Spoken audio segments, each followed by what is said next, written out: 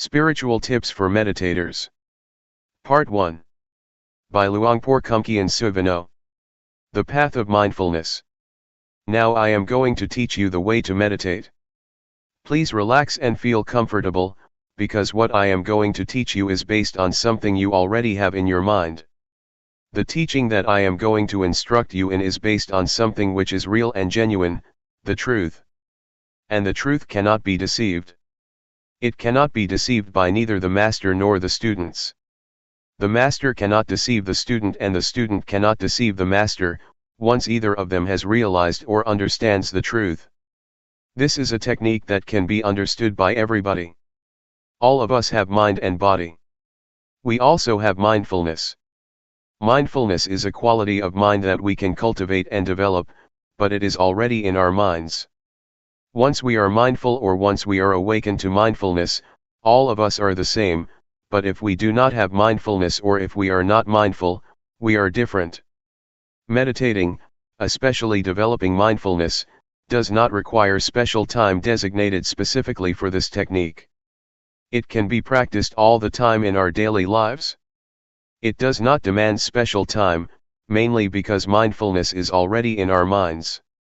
It can be developed through our daily activities. If we practice properly, we will feel that our lives are normal. We cannot practice for others but have to practice for ourselves. We cannot learn from others but have to learn from direct experience. We have to learn by realizing the truth in our minds. The meditation cannot be achieved from memorizing texts or reading books. We have to experience the reality in ourselves. For example, when we think, we have to see, observe, and experience the reality of thoughts, how they arise and how they fade away. These can be learned through direct experience, not through reading books or memorizing texts. What I am trying to convey is what I have realized from direct experience, not from analytical thoughts or knowledge of texts. This realization is based on direct experience that everybody can achieve or realize for himself. When we practice on what we already have. We have body and mind. We practice by using our body as an object, our body's movement. When our body moves, when our hand moves, we should just be aware. The hand is real, the body is real, and our awareness of them is real and can be cultivated. The more we practice, the more awareness we accumulate. This way of practicing asks us to accumulate awareness, until it becomes the dominant quality of our minds. Once everybody has total awareness, everybody will be the same in the sense that their lives are normal. But if we do not have awareness, we behave differently out of hatred, greed, and delusion, which disrupts our lives so that we contradict each other, preventing harmony and creating disunity. So, the point is how to cultivate awareness. The key to Buddhist meditation is cultivating awareness, and I am going to instruct you how. Once we understand and practice by ourselves, we will know ourselves better and live our lives properly. Now I will demonstrate. Everybody, please place your palms on your thighs, sit comfortably, and open your eyes. First turn your right hand onto its edge from your thigh, raise it to the height of your chest, and move it to your abdomen. Turn your left hand from your thigh, raise it to height of your chest, and move it to your abdomen. Move your right hand to your chest, move it out, lower it to your thigh, and turn it down. Raise your left hand to your chest, turn it out, lower it, and turn it down. Again. Please try to be aware of every movement, aware, not focused. Feel the sensation of your body. Just make it natural. Just feel it. That is the way to develop awareness naturally. Sometimes thoughts will sneak into our minds, just open yourself up to them but don't follow them. Once we are aware of our thoughts, we return to our body, to the movement of our hands. This method does not encourage one to stop thinking but just to be aware of it. In fact, we cannot stop thinking because it is the nature of our mind to think. We should be open to all kinds of thoughts, but do not follow them or repress them.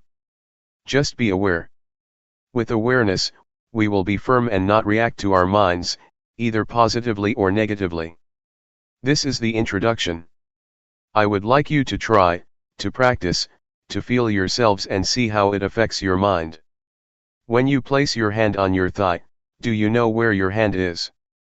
Once you know where your hand is, you have already cultivated knowingness, that is to know, to feel where your hand is.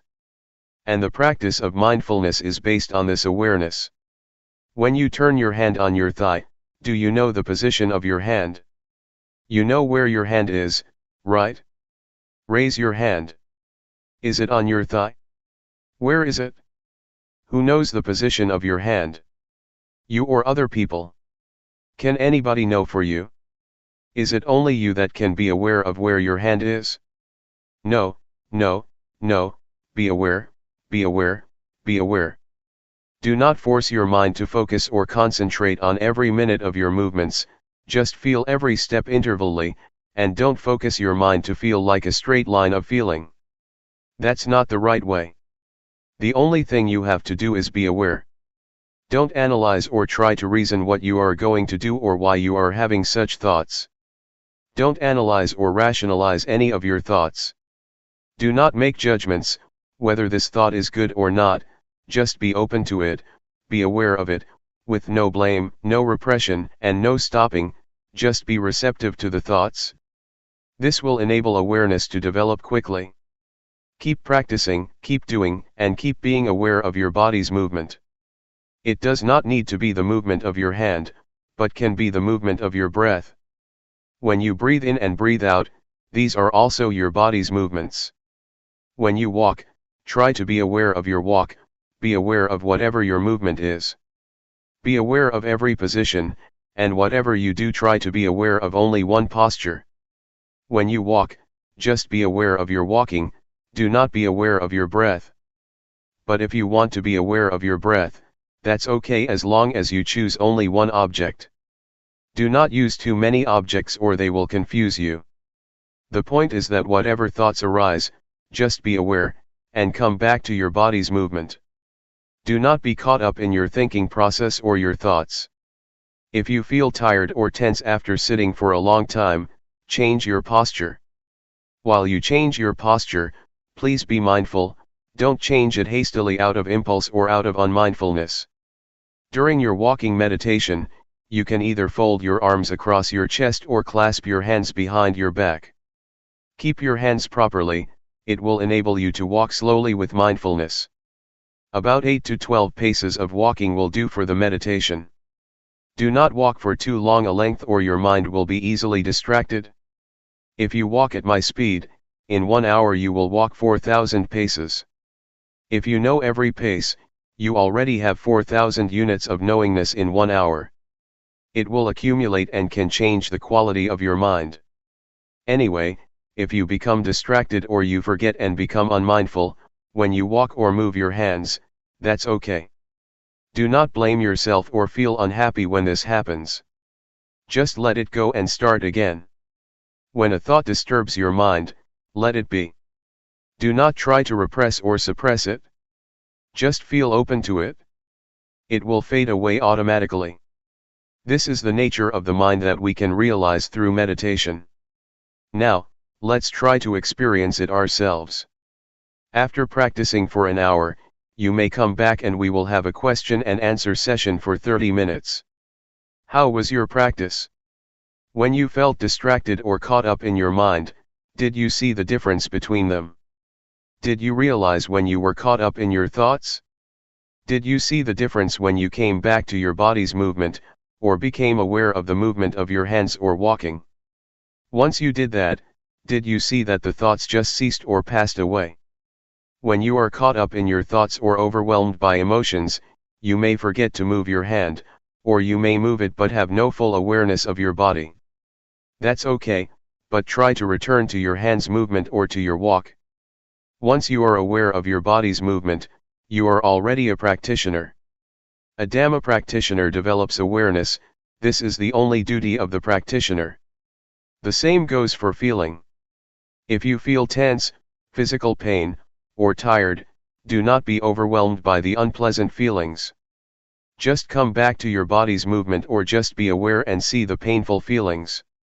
In other words, don't become lost, caught up in or overwhelmed by these unpleasant feelings, but be aware. Awareness will enable your mind and your life to go ahead without being interrupted by thoughts or feelings or any kind of disturbance. Thoughts will arise, feelings will disturb you, but if you have total awareness, you can go ahead without being stopped or blocked by these hindrances. You will go ahead, go straight ahead. For beginners, just cultivating awareness is enough. Do not try to achieve or gain anything.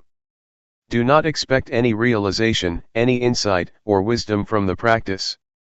Just awareness is enough for you at the present stage, and it will enable you to go ahead without any problems or difficulties.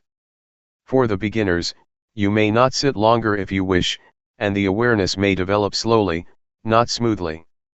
That's okay. Just try to keep practicing, and this will enable mindfulness or awareness to develop.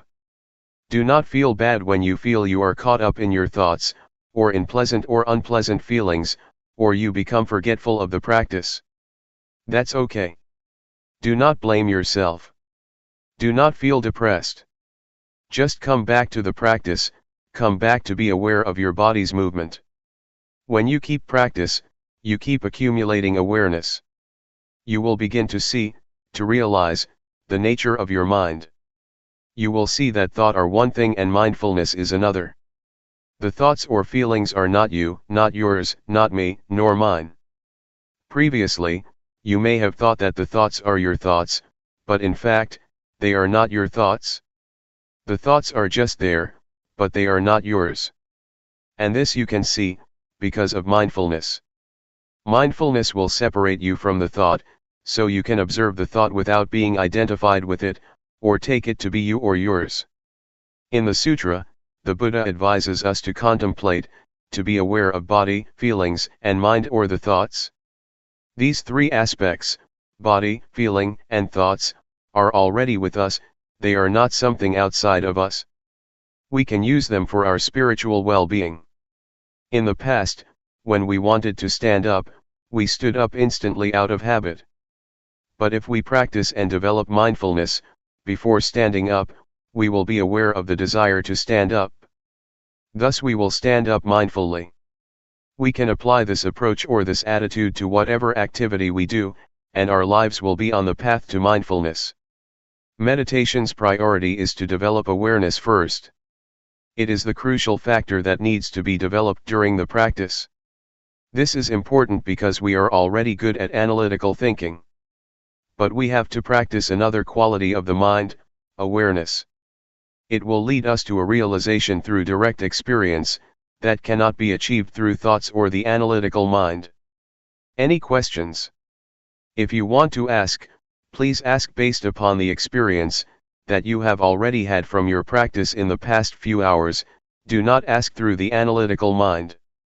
Question: the mind that gives rise to thought, the mind that's mindful, and the mind that is aware, are these minds the same? Answer: practically speaking, you can see the three. You can see the scattered thoughts, or you can observe the mind. This can happen when you are aware of your body. When you are aware of your body and a thought arises, your mindfulness will come and watch and be aware of your thoughts. You can see the difference, differentiate between your thoughts and mindfulness or awareness. Without being aware of your body's movement first, it is difficult to see the difference between your thoughts and your mind. Question: when you observe a thought, is the thought in the past? Answer: once you are aware of a random thought, it is in the past, but if you are not aware of it, it is the present. The random or unintentional thought is the kamma, a kind of action, a mental action that can lead to other consequences, either good or bad. If you become aware of it, awareness will halt that mental action, thus getting rid of whatever consequences that might have happened. Question: is this practice of using your body as a meditative object for the training of samadhi? Answer: the awareness can lead to calmness, if you are caught up in or dwell on the calmness that is the samatha, calmness meditation.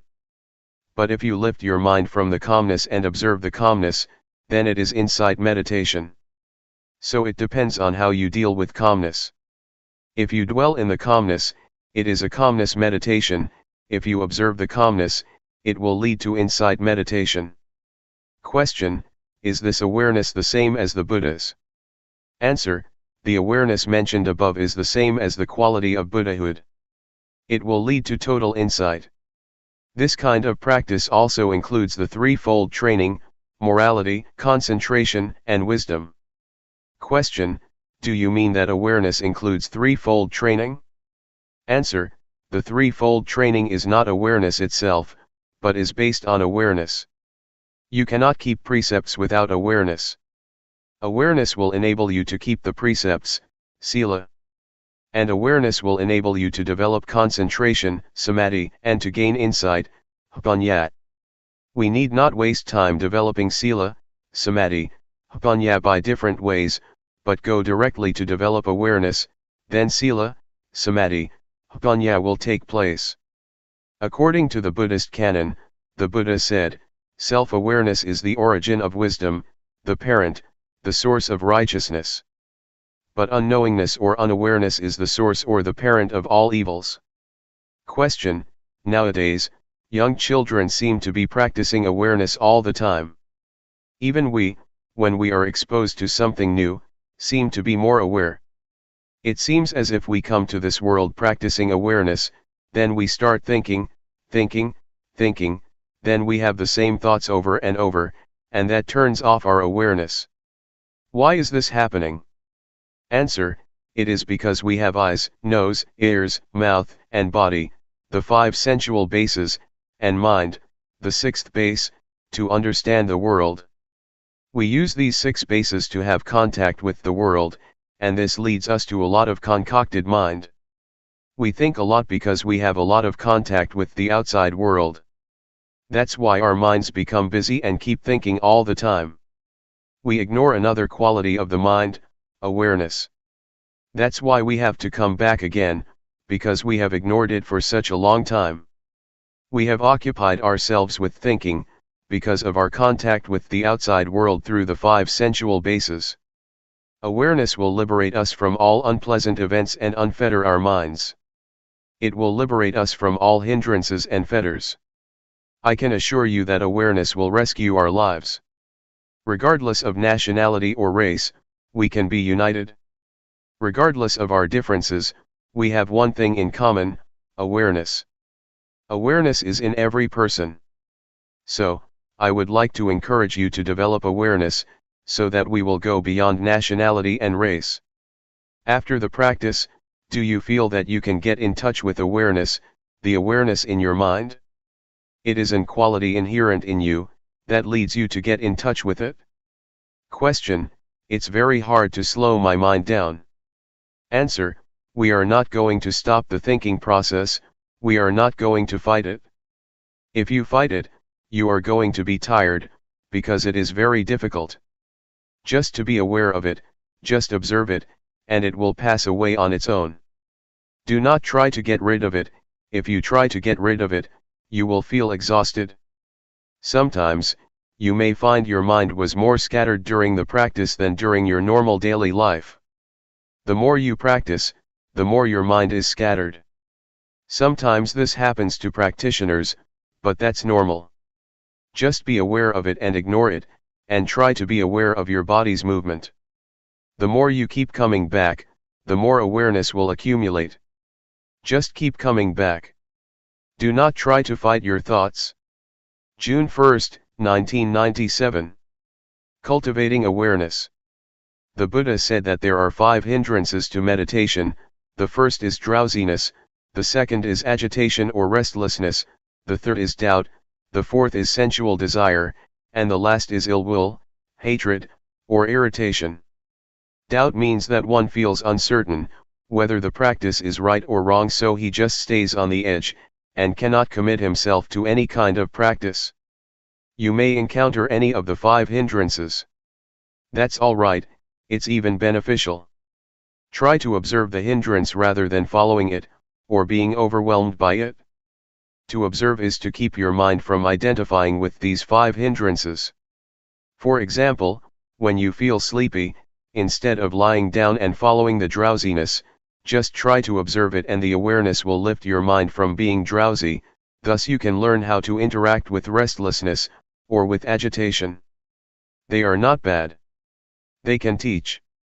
Yet, there are people who, with total awareness in their minds, can go straight through their practice without being caught up in, or dwelling on the 5 hindrances. Awareness not only helps us overcome the 5 hindrances, but will also lead us beyond delusion to insight, or wisdom. When one is unmindful, unaware, or becomes caught up in one's thoughts, one cannot see things clearly and is overwhelmed by delusion.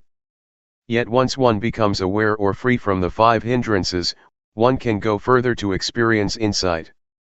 Because one accumulates awareness all the time, and awareness enables one to see things as they are, not distorted by bias or scattered thoughts, so that one can achieve insight.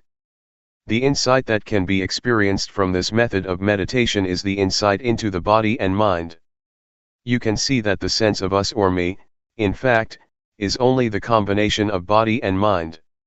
You will understand the nature of rupa, the form or body, and nama, the mind. You will see how they interact with each other.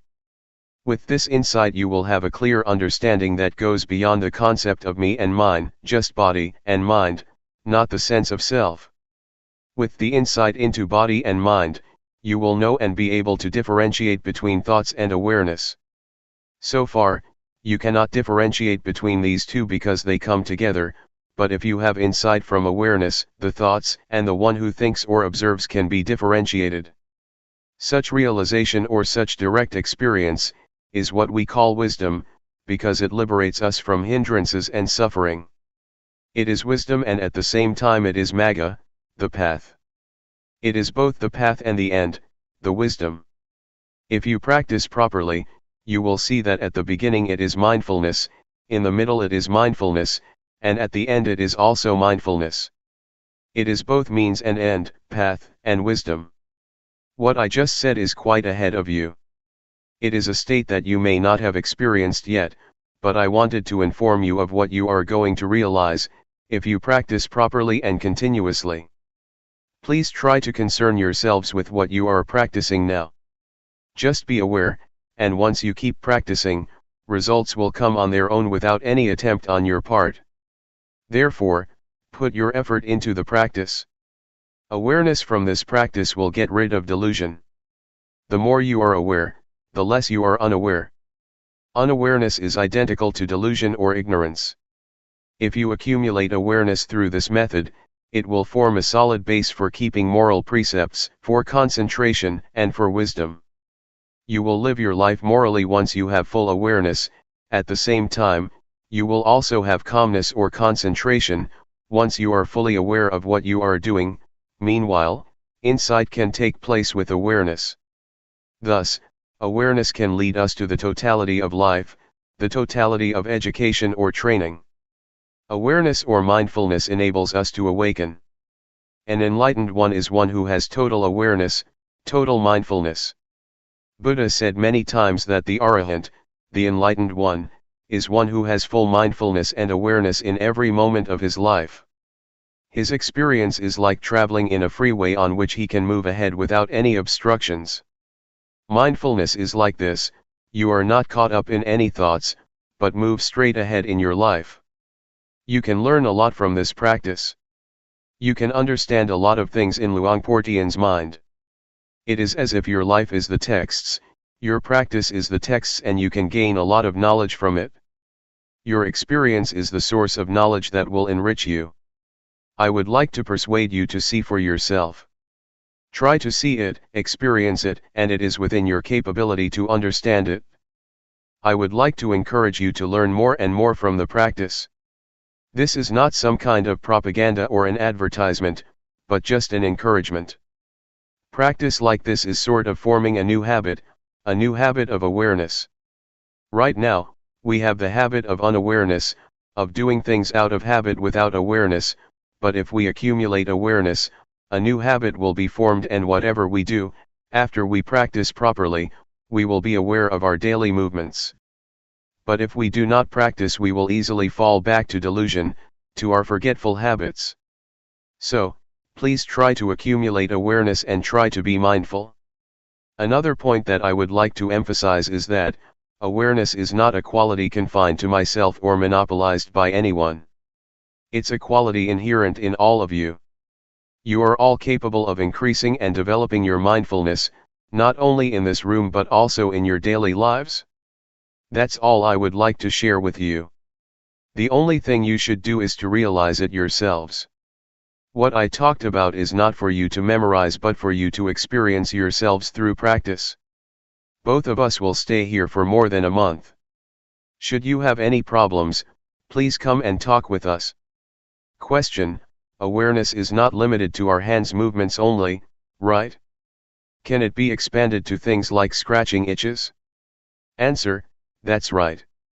Whatever you do, whether coarse or subtle, breathing or swallowing saliva, or even when you just raise your hand to get something, be mindful.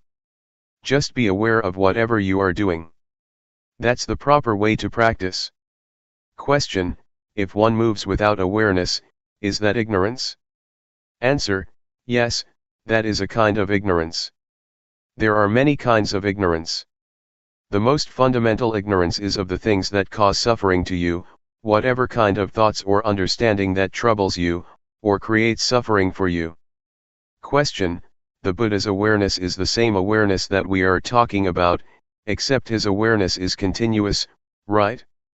Answer: yes, it is the same, but the awareness of the Buddha is not only continuous, but is also awareness in its totality, awareness that replaces ignorance to the extent that there is no residual of ignorance left.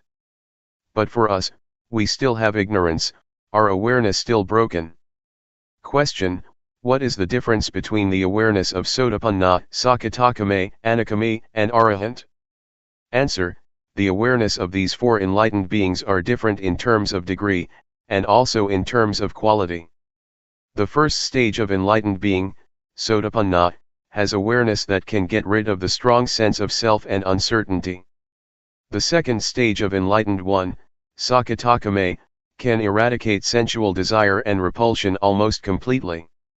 For the Anagami, sensual desire and repulsion are eliminated completely.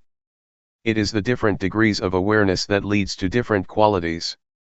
It is as though we are climbing up a ladder.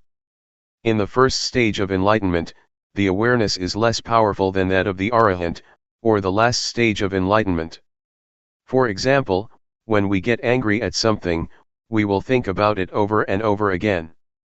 But for the enlightened one, especially the third one, Anagami, once anger occurs, it just happens and he can let go of it. It just occurs one time and then he goes beyond the anger. Anger is eradicated by total awareness, or wisdom. It's like a heated iron, once we touch it, we should feel the heat and never touch it again.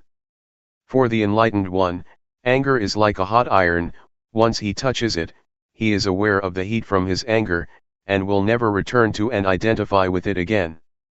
But ordinary people, not aware that anger is like a heated iron, just touch it over and over again without realizing that it is very harmful.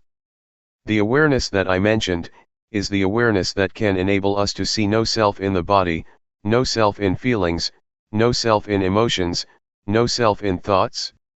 It is the awareness that can liberate us from suffering.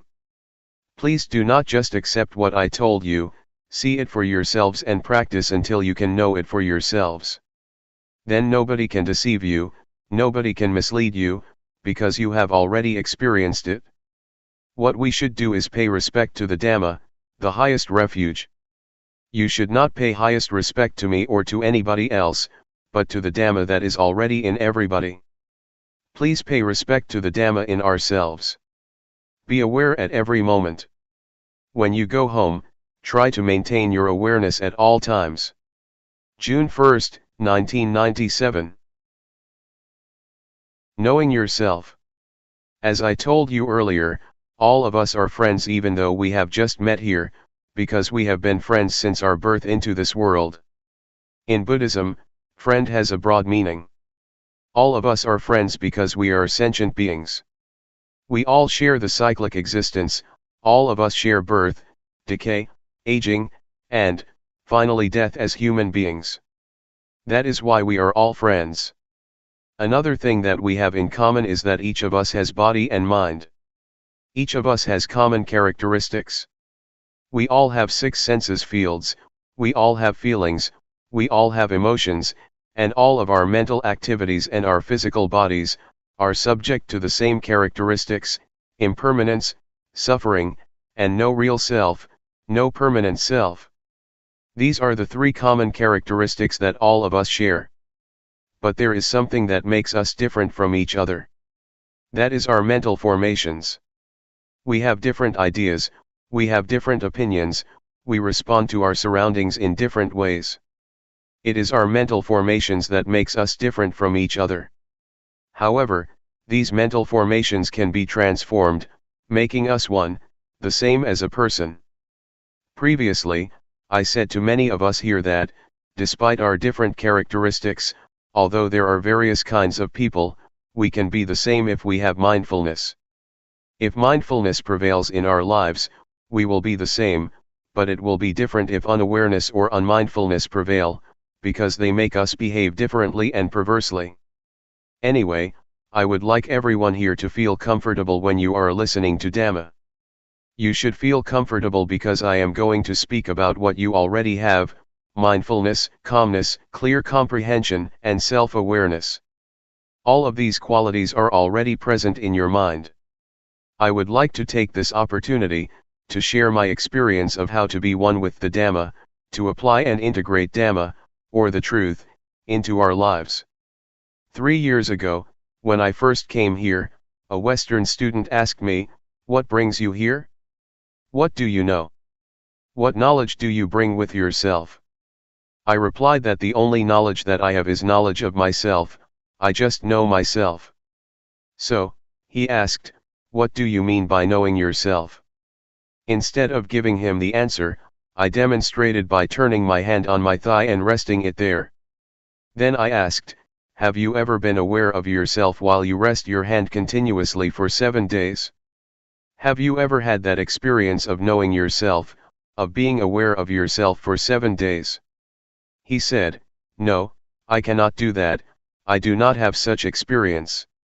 So I persuaded him to try cultivating awareness with the practice of raising the hand, dynamic or sati meditation. Later, he had a glimpse of awareness, of knowing himself. Can you follow me? Am I difficult to understand? After practicing like this for 1 or 2 hours, the Western student came to see me and shook my hand, saying, "Oh, you are the one that I have been longing to find for many years." Knowing yourself is necessary, because if you do not know yourself you will be overcome by grief, selfishness, anxiety, ill will, and irritation.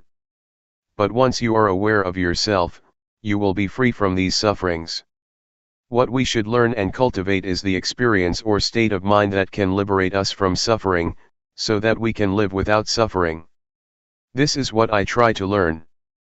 I do not know how to make money or how to increase my pride, I do not search for honor or seek admiration. What I try to learn is the way out of suffering. The experience I mentioned is what we call Dhamma, or the truth. It is the truth that frees us from pain or affliction. It is the Dhamma that leads us to enlightenment, to be totally awakened. The truth, or Dhamma, is what makes one a Buddha. It is an experience can be shared not only by monks, but by everyone. This insight into nature brings us all into the oneness, to be the same. What I tell you is not speculation, but from experience developed by following the path of the Buddha. It is what the Buddha has already said. It is the outcome of the practice that the Buddha developed, the 4 foundations of mindfulness. That is, to be mindful of body, of feelings, of mental formations, thoughts, or emotions, and of all existence in nature. Question: can people who have jobs that require a lot of concentration, such as scientists, maintain awareness while concentrating on what they are doing? Answer: it is possible to have both concentration at work and awareness of what we are doing. In fact, concentration and awareness should go together. You cannot concentrate if you are not aware of your thoughts or of distractions. Once we are mindful, once we are aware of the distractions, we can concentrate because we are able to remove the distractions. Not only does mindfulness help us to concentrate on what we are doing, it also helps us to use our intelligence more effectively. Mindfulness is like the master who tells how to use our intelligence properly. If you do not have mindfulness, or if your mindfulness is very weak, it is not easy to use the intelligence and information that you already have in a beneficial way. Mindfulness is like the software that tells us how to retrieve the information for this purpose. In Thailand, we compare mindfulness to the captain who controls and guides the ship and intelligence to the engine. So the captain controls the engine in the same way that mindfulness controls intelligence, to make the most use of it. So the answer to your question is twofold: mindfulness and awareness are both important. They enable us to concentrate and to use our heads, or our intelligence, properly in a beneficial way. Question: when I have a lot of problems, I seem to lose awareness of my body. Is that okay? Answer: it is normal that at that moment you cannot be aware of your body, but you still have to be aware of the thoughts in your mind. It is okay, because awareness means being aware of both your mind and your body. For those who have to think, it is at that moment that they should be aware of their thoughts, but it is not necessary to be aware of their bodies. Question: when I am reading, I am not aware of anything else. Is that also a form of meditation? Answer: yes, it is a form of meditation, if you hear the noises around you but do not pay attention. If you concentrate on reading, but are aware once you feel something strange outside, and you can turn your attention from your reading to the outside, it is a form of meditation. But, if you concentrate and try to cut yourself off from your surroundings, then, it is not mindfulness meditation. Question: are mindfulness and awareness the same thing? Answer: technically speaking, they are not the same but work together very closely. Mindfulness means sati in Pali. Awareness means sampajanya. But sati and sampajanya are very close, they are twins. In Thailand we call both sati and sampajanya mindfulness. Practically, they are synonyms, but technically, they are different. Question: can you explain the difference? Answer: sati, or mindfulness, means recollection, or calling to mind. Awareness means you know clearly what is going on in your body and mind. They have to be together. Once you collect your mind on some particular moment or movement, you already have the clarity of that movement and of yourself. They go together. Awareness is the consequence of mindfulness. Mindfulness and awareness are the crown, or the peak, of all Dhamma, or all teachings. If we are mindful, if we are aware of ourselves, it is not possible for us to break morality, or sila. Once we are mindful, we are free from distraction, and concentration arises. This is samadhi. With awareness, our minds become clear. With such clarity, insight will arise. This is Hpanyat. These three are the totality of Buddhist teaching. We call it the threefold training: training in higher morality, in higher concentration, and in higher wisdom. That is why mindfulness and awareness are called the crown of the Buddha's teachings. It is the teaching as a whole. With mindfulness and awareness, samatha and vipassana are possible. Samatha means calmness meditation, vipassana means insight meditation. These two types of meditation are possible with mindfulness and awareness. Question: the atmosphere was so dynamic, going from one thing to another, acquiring one thing and then another. It is desire, get, achieve, I had to leave. I found I was more centered when I reached home than I was at the monastery. Yet, the monastery is based on experience and wisdom, and it is this atmosphere the Buddha wants. I cannot explain why this is valid. I came 2 years ago to Chuangyen. There was the lake and the little pagoda but no statues, and today I come here and find size and quantity. I find a disturbance that was not here before. I am having a hard time placing myself in a peaceful relation to these. Can you comment on this? Answer: there are 4 aspects of Buddhism. The first is the teaching or state of mind that can be realized through the practice. Second is the tradition, customs, conventions, or rituals. Third is the material aspects, like buildings, temples, halls. The fourth aspect is the personnel, monks, nuns, laypersons. I try to emphasize the first aspect of Buddhism, that is the teaching or the experience that can be realized through the teaching. We should concentrate on this aspect. Do not pay much attention to the rest, the rituals, the buildings, or the personnel. If we focus on the teachings and the experience that can be developed from the practice, we will realize ourselves. So, I suggest you do not pay too much attention to the other 3 aspects or they will disturb your mind. It also happens in Thailand. There is much contradiction between teaching and practice, between the teachings and the monks themselves. Sometimes monks behave themselves badly, but this does not mean that you should ignore the Dhamma, the teachings. We have to separate the teachings and the personnel, the buildings, and the rituals. Sometimes the rituals contradict the teachings. Sometimes, monks are self-centered, practicing meditation without concern for the world. If we engage ourselves in these kinds of arguments, we cannot find peace. So, just keep practicing and try to put the teachings into practice. This does not mean that if one individual practices properly the rest will follow. No, I only suggest that we start with ourselves. If we expect other people to start, if we expect other people will start without beginning with ourselves, then nothing will happen. Let us start with ourselves and then pay attention to the rest. I would like to share my experiences of when I was a young monk, just a beginner, starting to practice Sati meditation 30 years ago. The other monks, my friends, were not serious about the practice. They preferred chatting all the time, and many monks tried to engage me in their conversation. Many things around me were quite irritating, quite annoying. But I decided that I would not pay attention to my surroundings. I behaved myself properly and paid attention only to myself. If I engaged with my surroundings, with my fellow monks, I would not progress in the practice. So I just tried to concentrate on myself and ignore whatever was happening in the monastery. I started with myself first to make progress. But the most important hindrance is internal disturbances, not external ones.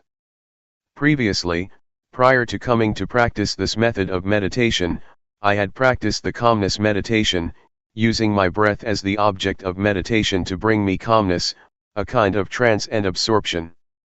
But when I started practicing Sati meditation 30 years ago, I doubted this method because it never gave me calmness. I was not sure whether I should pursue this method or not. There was a kind of irritation, annoyance, and uncertainty in my mind, which kept me from practicing Sati meditation earnestly, and this hindrance was more serious than any external annoyances. But once I made up my mind that I would practice Sati meditation without questioning, without reasoning, just experiencing directly with mindfulness, I felt that progress in the meditation had been made.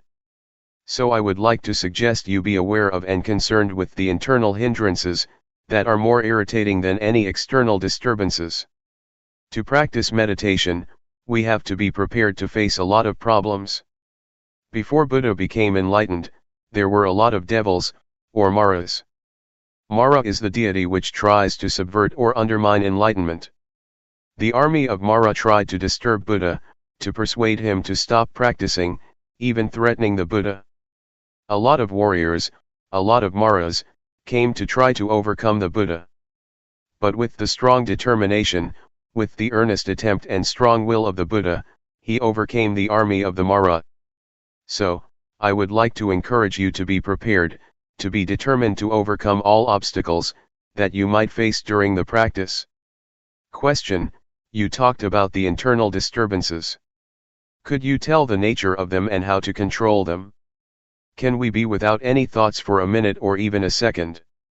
Thoughts are what cause internal disturbances. How can you control them? Answer: try to be mindful, try to be alert and awake, don't follow or be carried away by our internal disturbances. For example, if you feel sleepy or drowsy, do not follow the drowsiness or be carried away by drowsiness.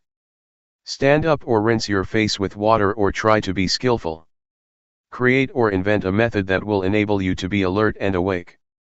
For instance, when you are sleepy, visualize the illumination of the sky, picturing a radiant sky.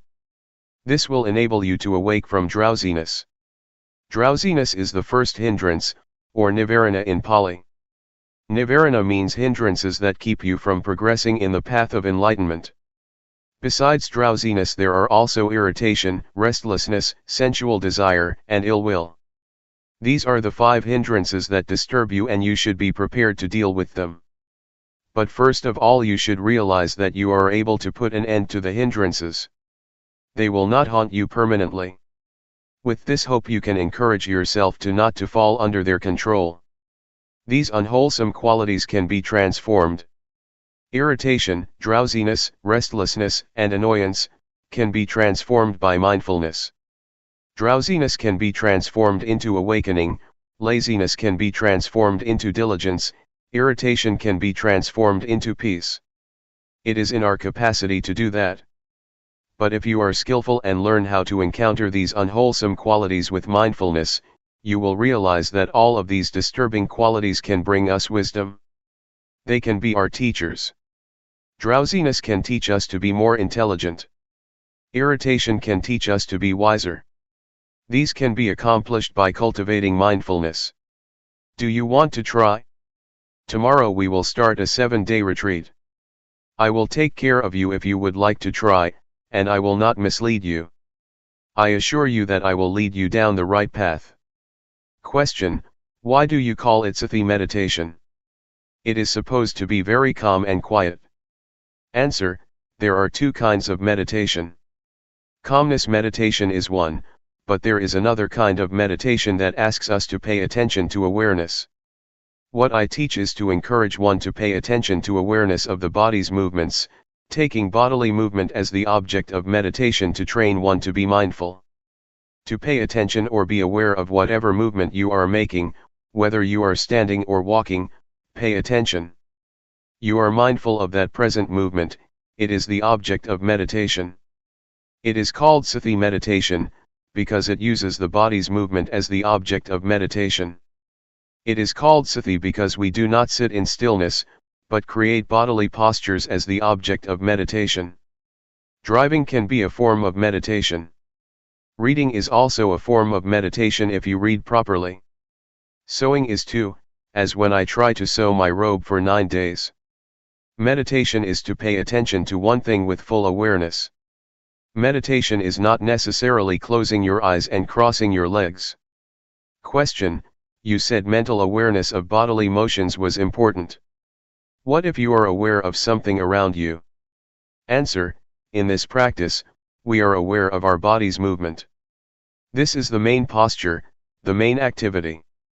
But we are also ready to be aware of other things, either in our minds or outside in our surroundings. For example, when I am practicing, if a friend comes to ask for a needle to sew his clothes, I am ready to give him the needle while still keeping with the practice without talking to him. I just stand up and find the needle for him. After giving him the needle, I return to my practice. It means that I am ready to respond or to be aware of anything that occurs to me internally or externally. I do not cut myself off from my surroundings but am ready to hear the noises. If there is nothing special, I just pay attention to my bodily movement. Question: you are also a social worker. Do you teach Sati meditation to the people you serve, and how effective is it in helping them? Answer: I teach many who are receptive to my teachings, but there are still a lot who do not practice what I try to teach, because they are busy, occupied with their careers. Most of them are busy farmers with no opportunity to practice. I myself have to preserve the forest by my temple, keeping the illegal loggers away. Sometimes I try to teach them meditation too, but it is not easy. Drug addiction is also a problem in my village. I try to recruit the young villagers who are addicted to drugs to enter the monkhood, and train them for a month. They are okay when they are monks, but when they disrobe they become addicted again. I do not know how to help them. Thai villages are transforming. A lot of modern illnesses and problems are arising on the village level. Not only poverty, which is the last problem. The new problems are drugs, divorce, the breakdown of the family and the rise of single-parent families. These kinds of problems are spreading even in the villages. Our village is quite remote but still has such problems. Now, only the old and the children are in the villages.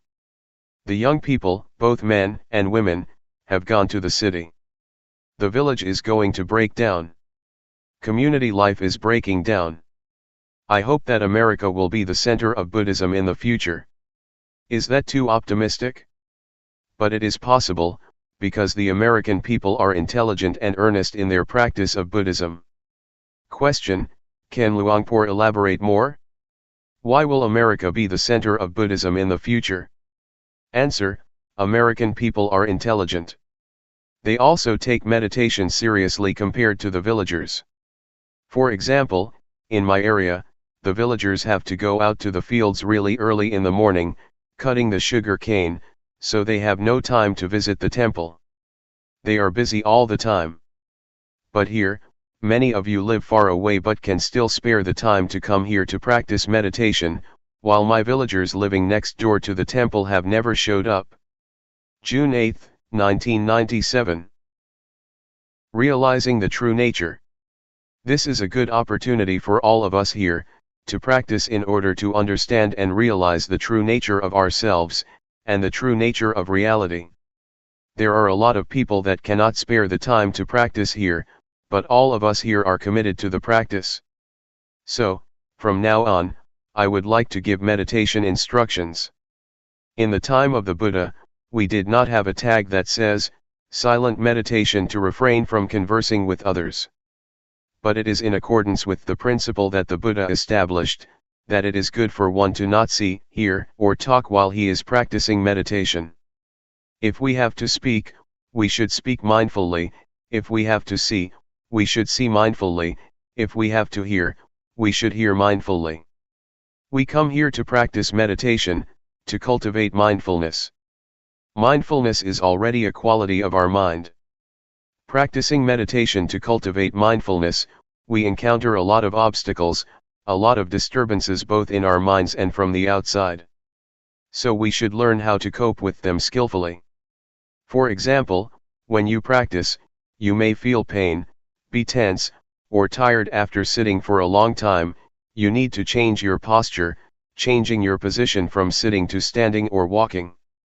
But before standing up, you should remind yourself to stand up mindfully. Do not stand up out of habit or stand up unconsciously, but do it mindfully, with full awareness. This is the technique that I would like to share with you. Try to allow mindfulness to guide our behavior. When we are tired of walking and would like to sit, we should be aware of the desire to sit. The desire to sit and the awareness of it are different. With awareness, we can see our desire, our need to sit. Once we can see clearly, we are aware of our desire to sit, then we start to sit.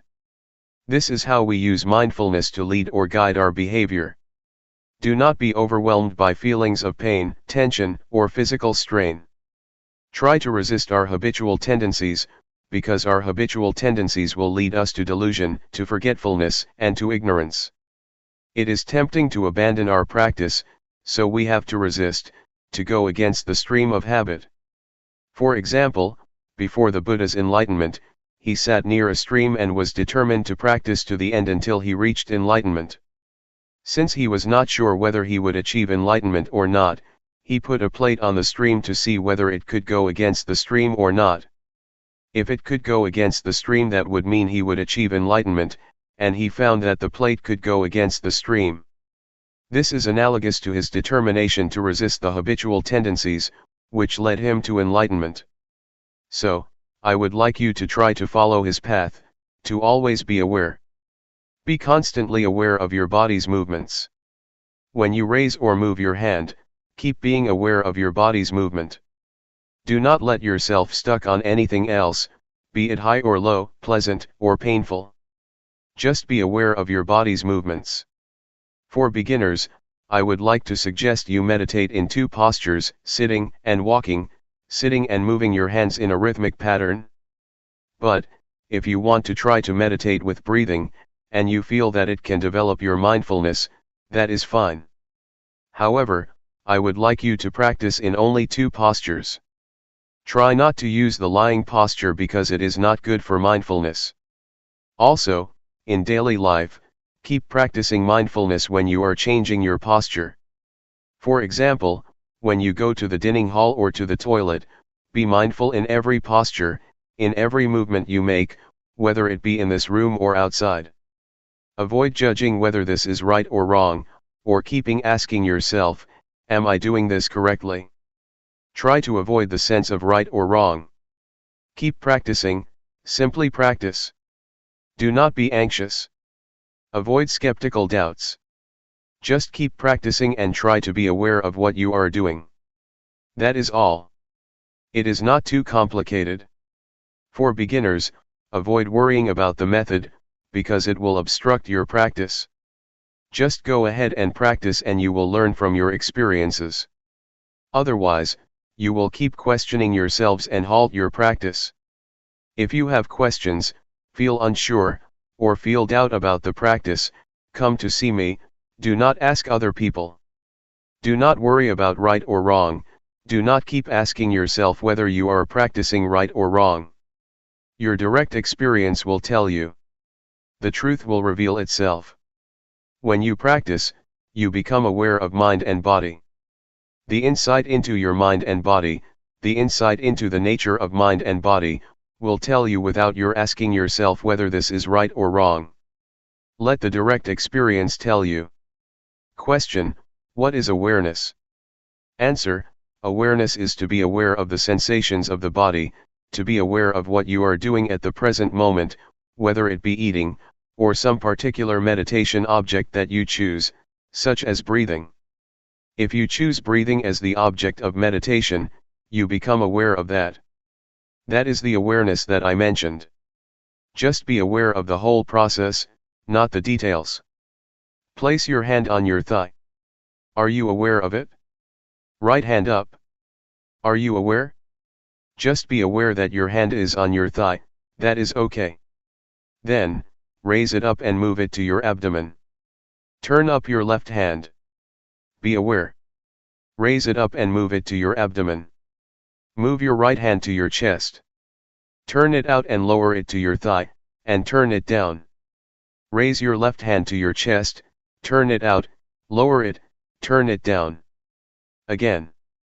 Are you really aware of the movement of your hand?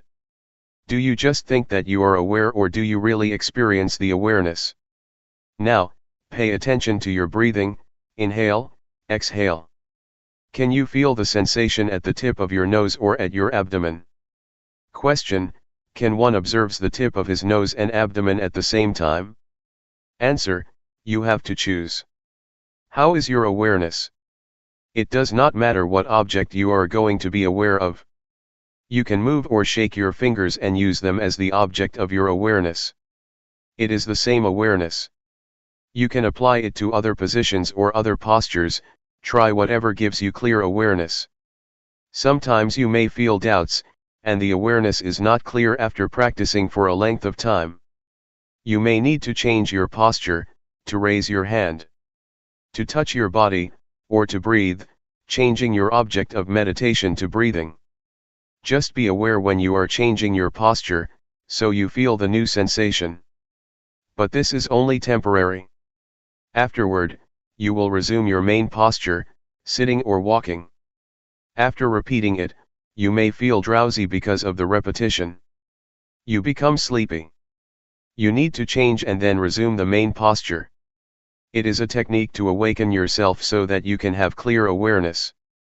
Awareness becomes clearer and clearer with your alertness. It is enjoyable if you try to use variations, try to initiate, invent, or apply many things to yourselves to solve your problems. You will enjoy this and be at ease. Easy. My master sometimes changed to the posture of paying respect to be alert, to awaken himself. As for walking meditation, try to either fold your arms across your chest or clasp your hands behind your back, and walk not too slowly and not too quickly, about 8 to 12 steps. Do not gaze too far. Do not lower your head too much.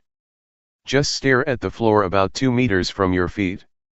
If you gaze too far, you will be distracted, but if you lower your head too much, you will feel tense. Feel free to choose any posture you like, but try to spend a length of time with the posture you choose. Do not keep on moving or changing all the time. When you feel tired with a posture, do not change it suddenly. Try to delay, to go beyond the time limit, try to go a little bit further.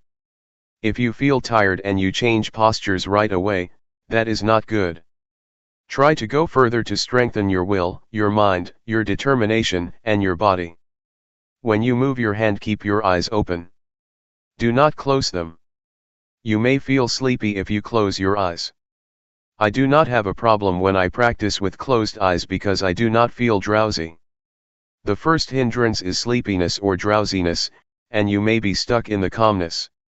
You will feel attached to the calmness from meditation, and it will give you nothing but calmness, no insight, no clarity of mind. So do not become stuck in the calmness. When you repeat your practice and do not have many distractions, it is easy to be calm and then become attached to it, and then stuck in it. Feel relaxed when you walk or raise your hand. Do not be tense or try to achieve anything, otherwise you will become tense or worried whether the practice is right or wrong. You will be distracted. Just feel relaxed and do it with ease. If you feel relaxed, you can overcome a lot of difficulties. In Thai, there is a saying that says, "Face the tiger with a calm and cool mind." So do not take it seriously, do not try to get it right. It is okay if your mind wanders or is carried away. That is okay. Start again. There was a story of a Zen monk. A woman was pregnant out of wedlock and her parents asked her who the father of the baby was. The lady, since she did not want to disclose the identity of the baby's father, said that a Zen monk in the local temple was the father. So the parents went to the temple and cursed him. The monk just replied, "Is that so?" He never replied more than that. Later, the baby was born. The parents took the baby to him since he had to be responsible for the baby. The monk just said, "Is that so?" He never complained or denied the accusation. He just took care of the child. But later on, the lady felt guilty that she had caused a lot of trouble for the monk, so she confessed to her parents who the real father of the baby was. The parents felt bad that they had treated the monk very badly. So they went to the temple and asked for forgiveness. But the Zen monk just replied, "Is that so?" This is a stable mind. The mind that keeps constant never changes. Whatever situation it is, be it good or bad, the mind is still the same, the behavior is still the same. That is all for tonight. June 8, 1997. The balance of the mind. You have to bear in mind that words or language have their limitations, they cannot express or convey all conditions of mind, but you can see for yourself what happens to your mind during the practice. We try to cultivate awareness of our body's movements. To do that we have to keep our minds in balance. If our minds turn outward, that is they are distracted by external conditions or overwhelmed by stimulated thoughts, we cannot have clear awareness. At the same time, if our minds turn too much inward, we are easily tense because we focus too much on trying to stop our thinking. This will not enable us to have clear awareness either. Turning too much outward or inward is not good for us, so we should try to keep our minds in balance, neither carried away by thoughts nor trying to stop thinking. When I was a young monk practicing with Luangpor Teean, I practiced in a small cottage with closed windows and closed door. Luangpor Teean came to see me. He stood outside my cottage and asked me from outside, "Can you see me?" I replied, "I cannot see you." "Why?" he asked. "Because I am in the cottage and you are outside," I replied. Luangpor Teean then asked, "How can you see me?" I replied, "I have to open the door so that I can see you." So, Luangpor Teean asked me to open the door. When I opened the door, he asked me to stand at the threshold and then asked me, "Can you see me?" I said, "Yes." "So, you can see outside of your cottage?" "Yes," I replied. He asked, "Can you see inside your cottage?" I said, "Yes." So, Luangpor Teean emphasized, you should practice like this, that you can see both outside and inside, not to practice with the closed mind that you cannot see anything but inside yourself. This is not a good practice. You should practice with a mind that can see outside and inside. This is what he taught me. Luangpor Teean's instruction will be fruitful if we do not only reflect it, but try to follow or bring it into practice. If we just speculate on he taught, it is useless. We have to bring it into practice and see for ourselves how it works. The point that Luangpor Teean emphasized is to keep our mind in the middle, not too much outward nor too much inward. The only way to do that is to feel, to stay on the basis of awareness.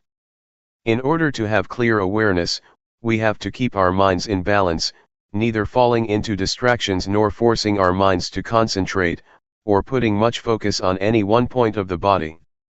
To be aware is to see, to notice the heat, to notice the cold, to notice pleasure, to notice pain, to be aware when our minds become high, and also to be aware when our minds become low, not to fall or be overwhelmed by each opposite of our mental states. Just let go of high and low, heat and cold, keep your mind unaffected by them. This is the middle way. This is the path that the Buddha described, the middle way. Those who force the mind to concentrate on the body's movement, or try to stop thinking, are what he described as trying to turn inward. That is, trying to stop thinking, or trying to force the mind to focus on a particular point of the body's movement. It is easy to get physical problems doing that. You may find it difficult to breathe or feel your chest tense. In this situation, it will be more fruitful to turn our minds outward, to our surroundings. For example, for anyone who has such symptoms, or is tense because of an overly inward-oriented mind, I would try to persuade that person to notice his or her surroundings. That is to turn their minds outward so that it will be in balance.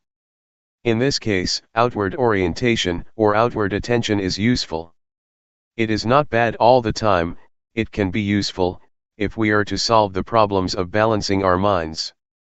A few years ago, there was a case in Thailand where a villager, who was very earnest in the practice, took his practice very seriously to the point of where his hands became so stiff, he could not move them. He did not show up for the morning chanting session, which started around 4 o'clock, and I did not see him in the dining hall at breakfast time either. I wanted to see what happened, so I went to see him at his cottage after breakfast, and found him sitting with his hands stuck to his abdomen. Once he saw me, he asked for my help. He said that his hands had been stuck like that since 3 o'clock in the morning, and that it had already been 6 hours since he could not move. He said he asked for help, gave blessings to the sentient beings, but it did not help. I know that his mind was turned too far inward. So, I tried to speak with him to push his mind outward, to involve him in outward conversation.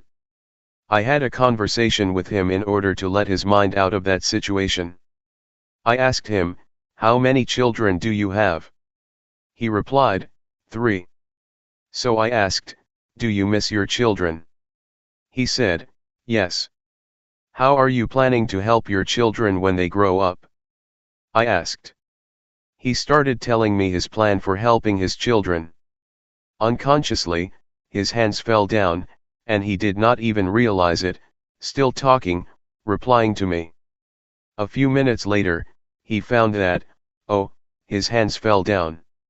It happened because his mind became interested in something outside, his mind became balanced, and the problem of his hands was solved by itself. This is an example of how problems can be solved if we try to keep our minds in balance. So, please take advantage of whatever happens to you, whether it be distraction, tension, or repression. Do not feel it is useless.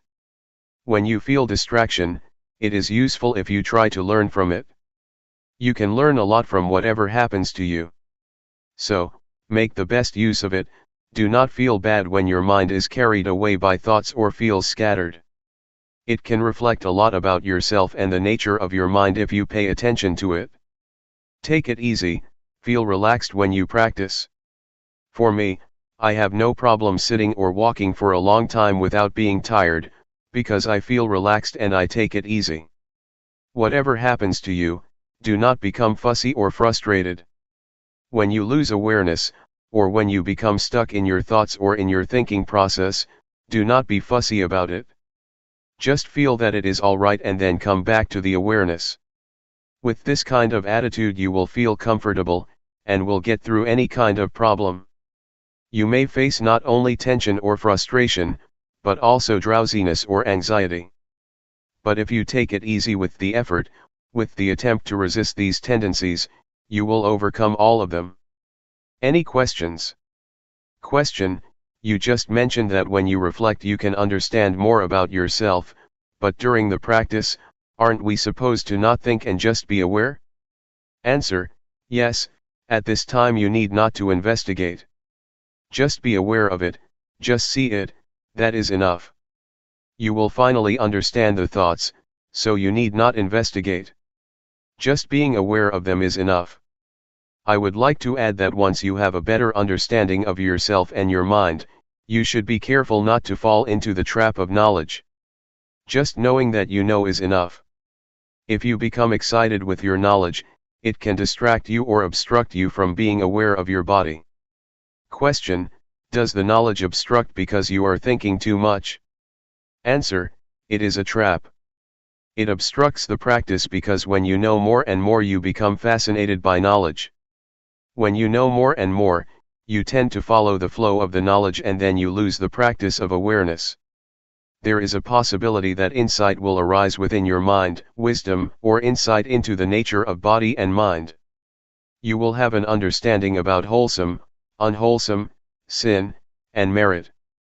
You will understand the three common characteristics: impermanence, suffering, and no self. You will realize that you can be a monk in essence though you are a layperson. Some monks, after practicing and achieving such insight, exclaim that, "This is the first time that I feel as though I am a real monk. Just today I became a monk." Despite the fact that they had been ordained for many years, they felt that they were not monks until then. Question: someone else suggested that, and I have tried it a couple times. After you practice a long time, you feel very well and calm. That is a good time to think about what you want to do in the future, because your mind is very clear at that point. Answer: there is no problem if you know when to finish. There are some artists who use meditation to calm the mind in order to paint. But I would like to say that meditation is not only for work, or solving practical problems. You should aim beyond that, to remove suffering. We should use meditation for a higher purpose than solving the practical problems of daily life. Just keep this in mind so that we can make the most of it. Do not try to achieve anything. Do not try to achieve supernatural powers, or want to be better than other people, to compete with other people, or to have a special mystical power. Do not have such an attitude or it will obstruct the practice. I would like to give another example. One monk in Thailand had achieved a lot before his entrance to the monkhood. He was a member of parliament, he had achieved everything he wanted to achieve. So his mind was achievement-oriented, and when he became a monk, he still had this attitude. When he practiced, he tried to achieve spiritual power, he tried to attain insight, the higher wisdom. He drove himself to practice a lot until his mind became out of balance. When he met me, he asked me, "Do you see that my robe is full of lotus? I am not an ordinary monk now." I took this monk out of the temple and tried to help him become normal. I took him to see the flowers, the trees, talked to him and made him forget the practice for a while, so that he became relaxed and felt better. But do not worry that you will be like him. I can assure you that I will take you to the right path. If you stay firm in your awareness and don't expect anything more than awareness, you will be all right. Question: was he practicing with Luangpor or with someone else?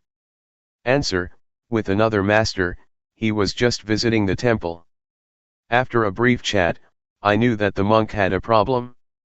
Question: it is interesting that this monk would trust Luangpor. If they do not trust, the problem cannot be solved. Answer: it has nothing to do with trust. Because if we have the means to solve the problem, we just talk with him personally, and if we know how to help him get out of the trap that he is falling into, then we can help. In fact, this problem can be solved by itself, but it takes time, probably 10 days if nobody helped him. Question: I think maybe I am too inward in my practice, because when he told his interesting story I realized that all the tension in my back was leaving. After I went outward and listened to his story, I started to forget all about the pain. I still have a congested head, but I can see now that my back tension is releasing. Answer: it is okay. Whatever happens, do not be worried. You should learn how to solve the problem yourself. For example, when you become tense, try to look outward, see your surroundings and pay attention to them. This will help balance your mind. Question: I have noticed that when I go outside to walk around the pond, I feel more relaxed than I do in here.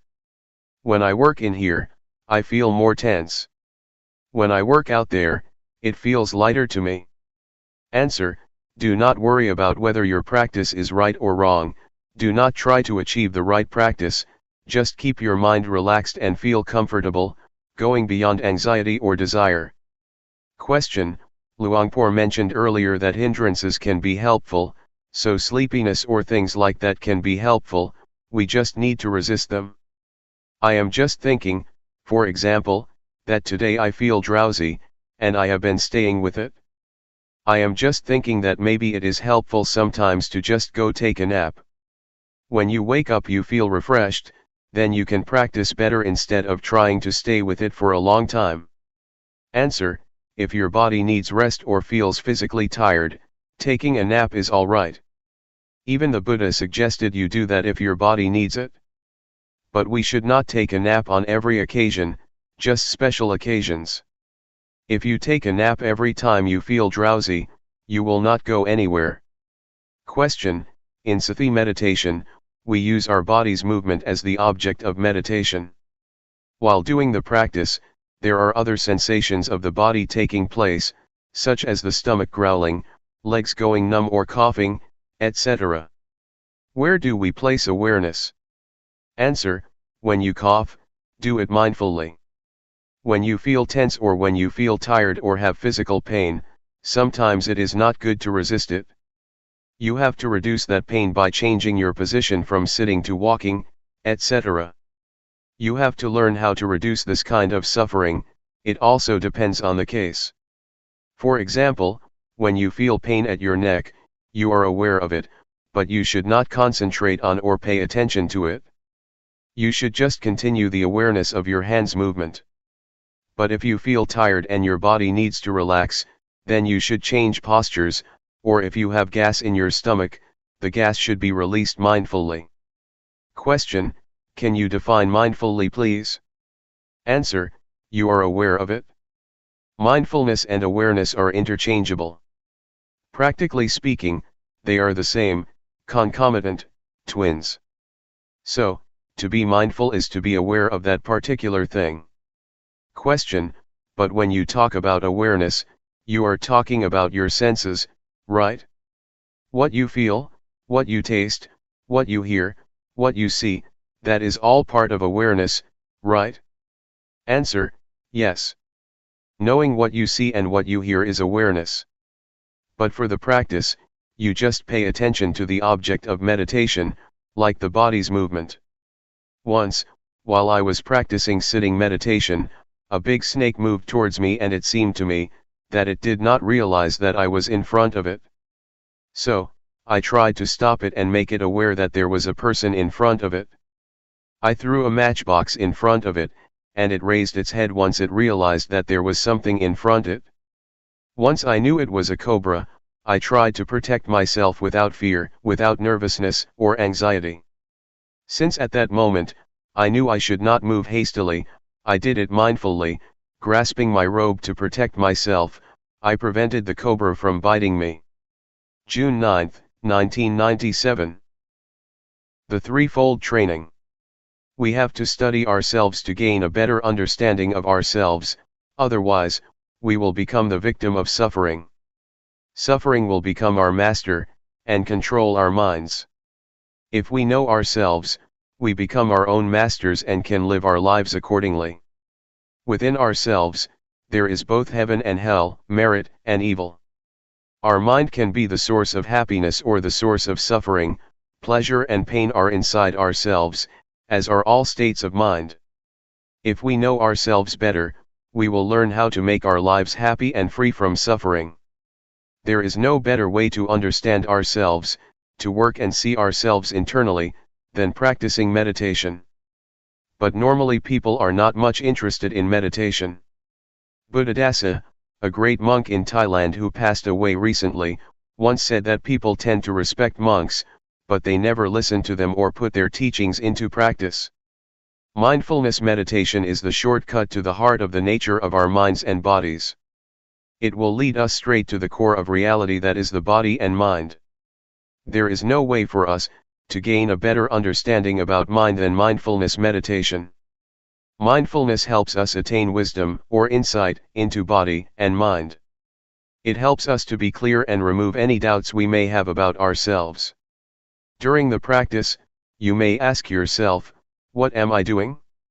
Why did I come here? What is the purpose of meditation? Will it work for me?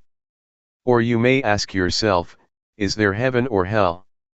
These are all questions that I asked myself 30 years ago when I was still a layman. When I met Luangpor Teean, my master, he persuaded me to practice with him.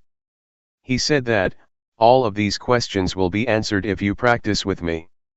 What we are doing here is trying to follow the path of the Buddha. The Buddha once said that all of us are subject to suffering. We have suffering in front of us. It has penetrated into the deepest core of our existence. Suffering dominates our lives, so we should be aware of it and try to find the way out of it. We come here to practice meditation in order to get rid of suffering. This method of practice enables us to see the reality of body and mind, to see how suffering is created. It is created from our attachments to body and mind. We are attached to anger or the many kinds of emotions, despite the fact that there is no real self in those emotions. That state of mind has no substantial reality. But we still cling to it, which leads to suffering. Mindfulness enables us to see clearly that our attachments create suffering and misery. It helps us see the body as it is, a combination of various factors. The fundamental elements that comprise the body are earth, fire, water, and wind. We can see clearly how these four fundamental elements make up the body. We can see clearly that the body is not self. There is no self in the body.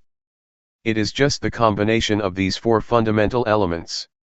Meditation will also enable us to see the nature and conditions of the body.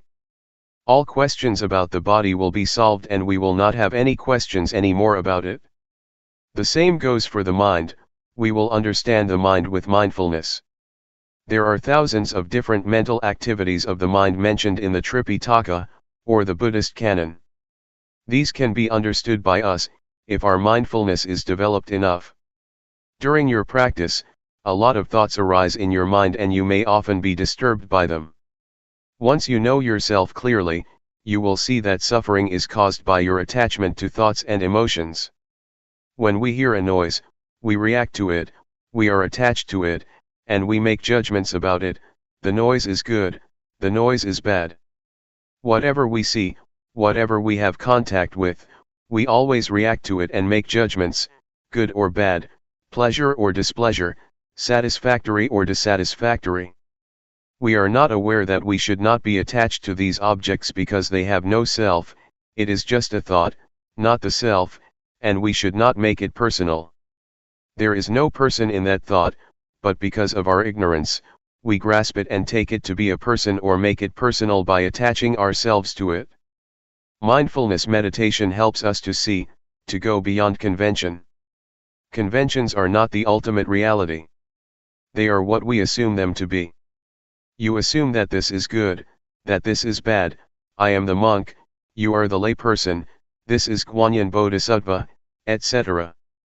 We are attached to convention and this makes us suffer. If we see the ultimate reality, we will see and understand that convention is just what we agree upon together. With this insight, with this understanding of conventional reality, suffering has no basis of existence. Suffering exists because we are attached to conventional reality. Once we have insight into conventional reality, and understand that it is not the ultimate reality, suffering cannot be sustained. This is the ultimate insight that we can attain if we develop enough mindfulness. The practice covers the whole aspects of the training according to Buddhism. According to Buddhism, there are three aspects of the training we call the threefold training: training in higher morality, training in higher concentration, and training in higher wisdom. When you practice and develop awareness, the awareness will keep you moral, because if you have awareness, you will not be inclined or tempted to conduct evil. Awareness will enable you to be calm and have a peaceful mind. And, obviously, awareness will bring you to wisdom, to have insight into the nature of reality. You can see that whatever object we have contact with, there is no real self, no independent or substantial self that we can attach to. This will enable us to see reality as it is, to see how impermanent it is, to see how suffering it is, to see that there is not a self that we can attach ourselves to. Everything will be seen under this framework as being impermanent, suffering, and no self. We see what is subject to impermanence, what is subject to suffering, what is subject to no self. We let it be as it is. We are not attached to it. These are the insights that we can gain from the practice. With the insights I mentioned to you, our lives will not be harmful to either other people or to ourselves, because there will be no base for hatred, greed, or delusion to exist. We know that there is no permanent self for us to attach to, so we will feel free, we will feel independent because we have nothing to be worried about. I can assure you that this practice is the way to the noble path, to a noble being, to a noble life. It will lead to the truth that can be shared by everybody, realized by everybody. It cannot be deceived or distorted because it is already inherent in all of us. There is a saying in Thailand that morality will bring us happiness, a peaceful life, and enlightenment. The morality that I mentioned can be achieved by being mindful, by cultivating mindfulness, and it can be assured by the practice that I suggest and instruct you in. Anyway, what I teach is from experience. What I say now may repeat what I said before. It may not flow vertically or continuously, but it is the experience that comes from my heart and can be shared by anybody who practices. Enlightenment means there is no self to suffer, the self vanishes, so there is no base for suffering to exist. We do not need to act out of desire for enlightenment. We just practice, simply practice, and realization will come to us naturally because we carry out our actions. We make the cause and the outcome will take place independent of our desire. Enlightenment has to take place because we have created its cause. According to the law of causality, once we do this, that will happen whether you like it or not. So, you just practice. Action is called karma. If you do it this way, it will lead to the result which is independent of our desires. It just happens. Enlightenment that is not experienced by us is just convention, just a concept, even if you call it by other names, no suffering or freedom. Anyway, the point is that we just try to reach the state of no self where there is no suffering. If there is self, suffering can happen. If there is no self, suffering cannot be sustained. It is not desire because enlightenment is already in ourselves, hell and heaven are already in ourselves, everything is in ourselves including enlightenment and the path. So it is not something out there to be desired or grasped. You need not think about it. You can realize it if you practice enough. For example, does anger last? No. Have you ever acted out of anger? Yes. When you get angry and you fight back, anger fades away and is replaced by sympathy or guilt. So, you can see that anger has vanished and was transformed into other kinds of emotions. The same also applies to suffering. In fact, it does not last long unless we attach ourselves to it. If we are not attached to suffering, it will dissipate. This can happen if we have insight. Whatever we encounter, we will understand that it is impermanent, unsatisfactory, and no self. We will discard it easily without attaching to it. We let it go like garbage. There are many kinds of garbage: paper, plastic, recyclable or non-recyclable. We throw the garbage out according to its category. The same applies to whatever experiences we have. Once we make contact with any kind of object, we let it go. We discard it according to its nature: this is impermanent, this is suffering, or this is no self. All experiences can be perceived into three characteristics, and we just let them go according to their nature. If we live our lives this way, our lives become holy, pure, clean, and free from defilement. It is as if nothing can make us impure. This holy life will make everyone a monk. Everybody here can be a monk. It is a state of mind, a state of pure holy life. In the Buddha's time, there were many established lay people that could be called monks or a noble one, because they were free from suffering. All teachings of the Buddha are centered on these three: impermanent, unsatisfactory, and no self. In the first sermon of the Buddha, he asked the 5 ascetics who would become the first group of noble beings, "Is there anything permanent?" They replied, "No, everything is impermanent." Buddha asked, "What is impermanent is suffering, isn't it?" They replied, "Yes, what is impermanent is suffering, or the causes of suffering." "So, whatever is subject to suffering is without self, isn't it?" he asked. "Yes," they replied. So, once the 5 ascetics understood that everything is no self, they were enlightened. So, this is the key teaching of the Buddha, the 3 common characteristics. Very few people teach this doctrine. It was fortunate for me that Luangpor Teean taught me about this reality. Cyclic existence is in the present moment, it happens in this life, it is not the bardo or the next life. Our present life is governed by the cyclic existence. Take the smoker for instance. The cyclic existence is composed of 3 factors: defilement, action or conduct, and consequence or result. The smoker has a desire to smoke, and once they smoke there is addiction, and addiction leads to desire to smoke more, and it becomes a cycle: desire, smoke, addiction, desire, smoke, addiction. This is the cyclic existence. This cycle can be broken if the smoker rejects or abandons this habit. No smoke, no addiction, no desire. This finally leads to enlightenment. Once the cycle is broken, nibbana can be realized. Because there is no desire, no action arises. Once there is no action, no desire, and no addiction take place, everything becomes normal, becomes cool. Nibbana is the state of coolness. June 10, 1997. Seeing the mind. We are now following in the footsteps of the Buddha. What we are doing now is practicing what the Buddha instructed us in, that is training ourselves to be aware of body, feeling, thoughts, and mind objects. But we should learn how to do it properly, otherwise we may suffer because of the feelings, thoughts, or mind objects that arise. Our practice may be delayed or obstructed by a lot of things, such as thoughts. In fact, what we should do is just be aware of them, but sometimes we act upon them, and thus another kind of thoughts arises. It is a kind of dual or two layers of thoughts, we act upon creating more thoughts. It is not the primary thoughts that create suffering for us, but the secondary thoughts. This reaction or response to thoughts makes us unhappy and will delay our practice. So, please avoid reacting to thoughts, just be aware of them, and then let them go. In Thai, meditation practice is called Hapathibat. Hapatha means to return. What we are doing now is returning, bringing our minds back home. We tend to be driven by emotions, thoughts, feelings, and elemental conditions.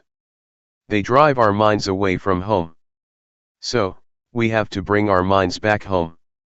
This means we have to resist, to go against the stream of habit, go against the stream of thoughts or emotions.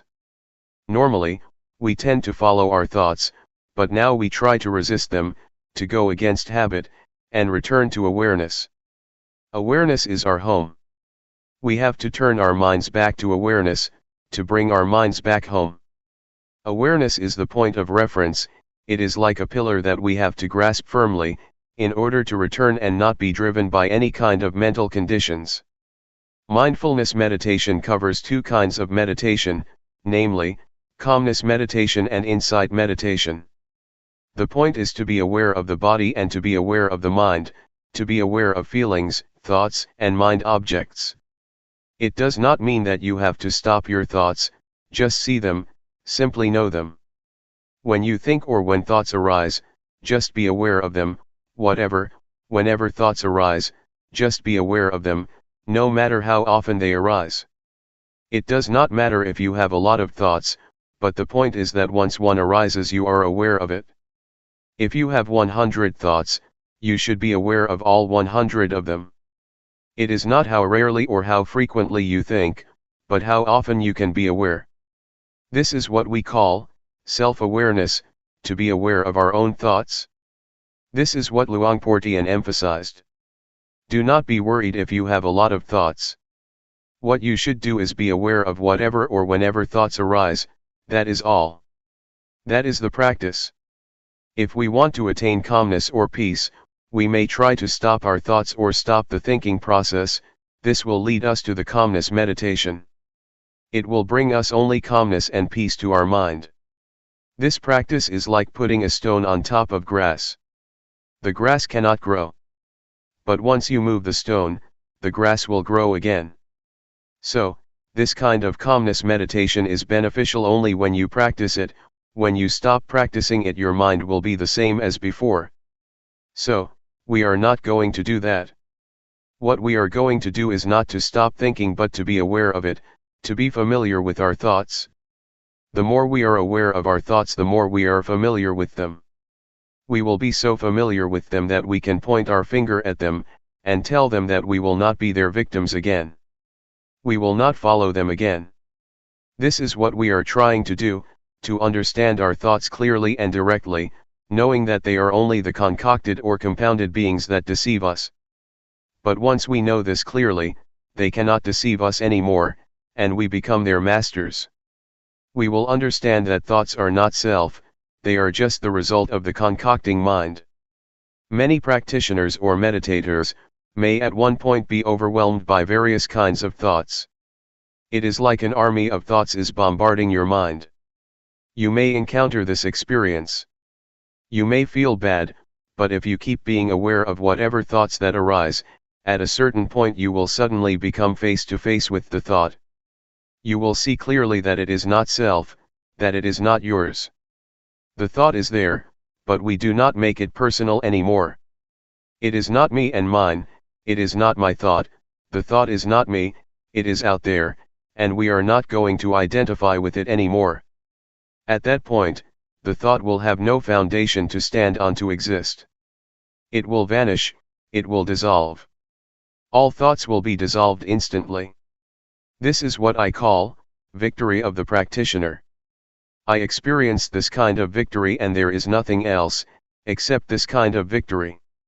I cannot explain more than this, but to ask you not to be discouraged by being bombarded by a lot of thoughts. Keep firm, stay with the awareness, with the knowingness, and then you may be able to overcome it. If you follow my instruction and are aware of body, mind, feeling, and mind objects, all of you will go straight to the target, to the end. So, keep knowing these four aspects of reality. You will gradually understand the nature of these realities, and you will be able to realize that once you hear a sound, it is just a sound you hear. Once you see a form or an object, you just see it, no more than that. So, the body, feeling, mind, or mind objects will not be able to trap you.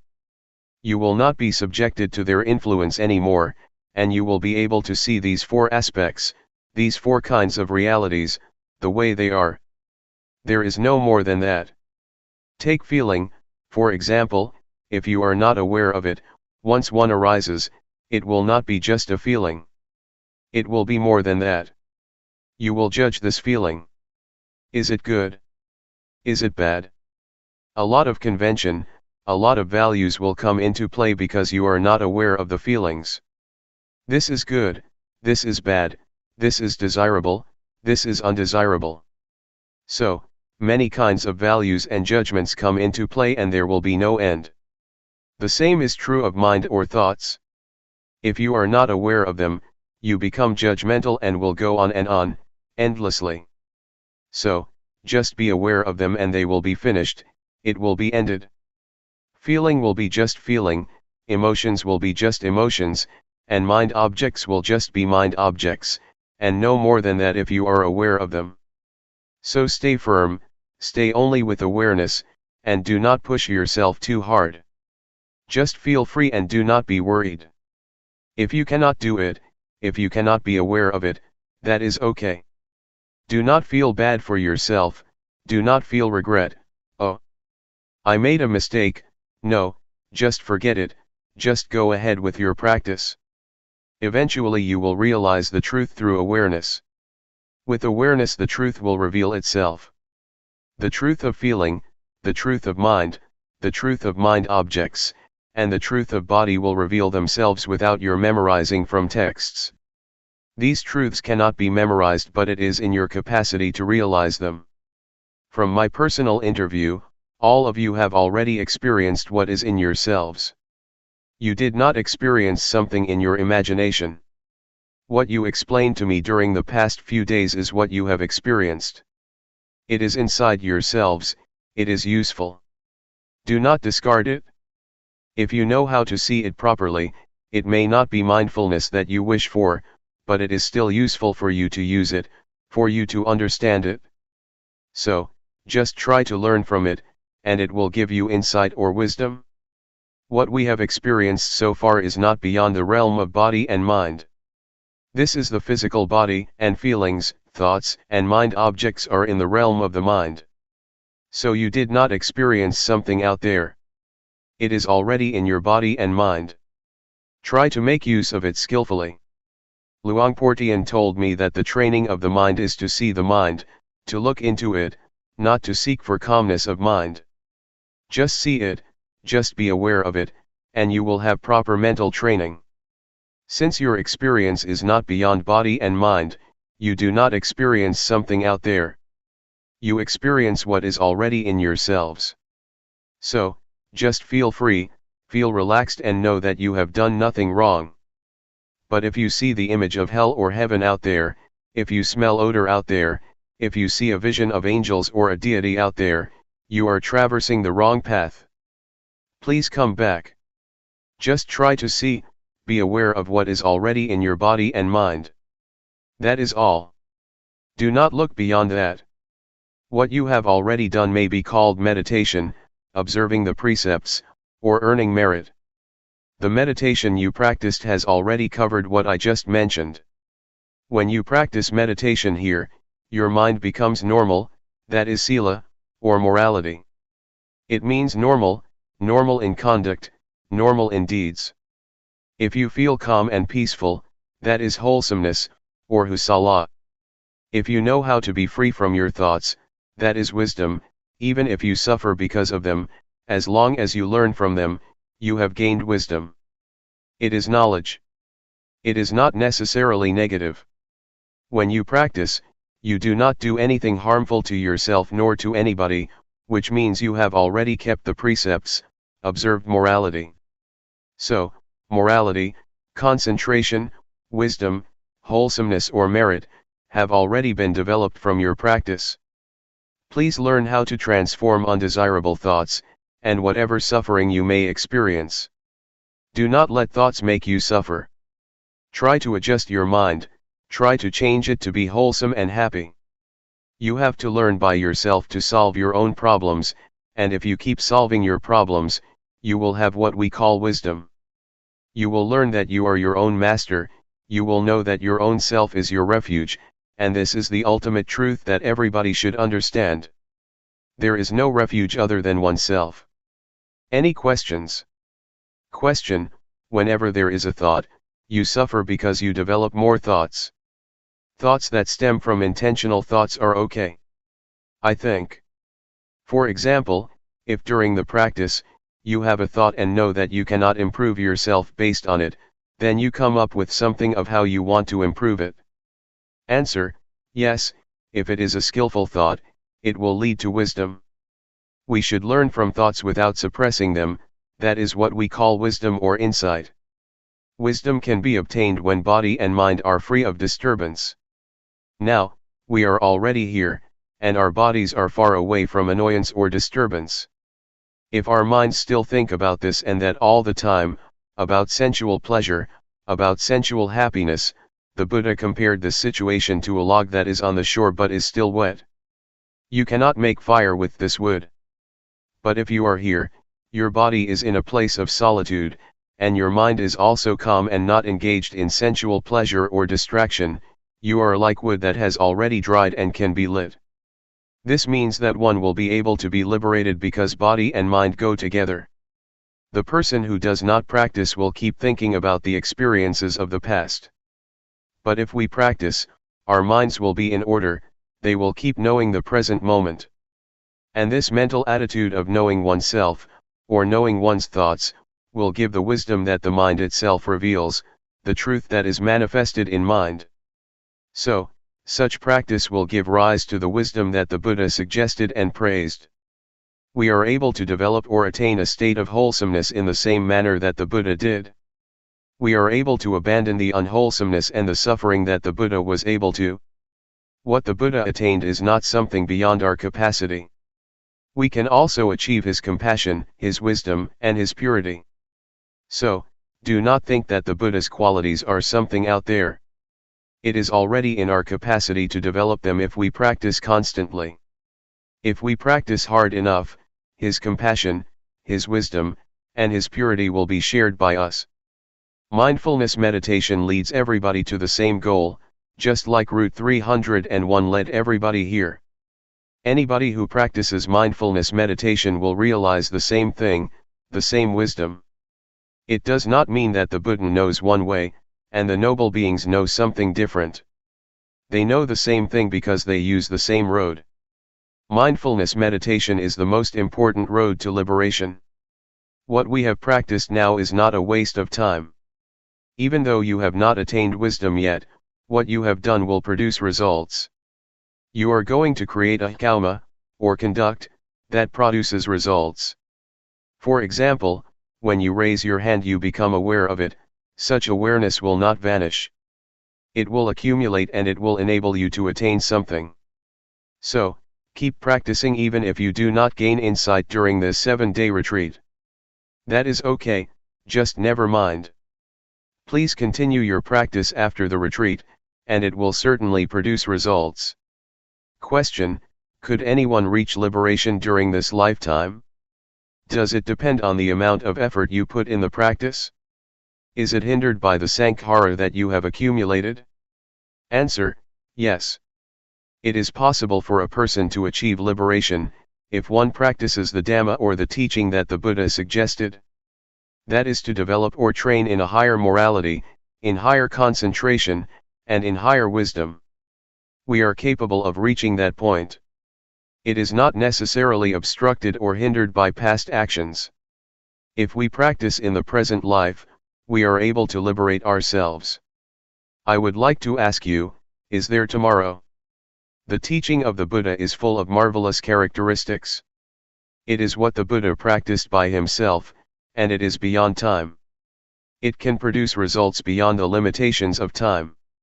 It is what one can realize by oneself, and it can be achieved by anybody with no limitation, and only the practitioner will realize it. You cannot practice it for other people. This is what the Buddha said. There is tomorrow, but we do not know what the chances are for tomorrow, and we cannot do anything about tomorrow. What we can do is today. The past, or yesterday, is already gone and we cannot do anything for the past. What we did in the past is already in the past, we cannot do anything else now. So only today can we do something. Please try to make an effort to improve today. Do not pay much attention to tomorrow or to yesterday. Question: can we teach what we have learned to other people?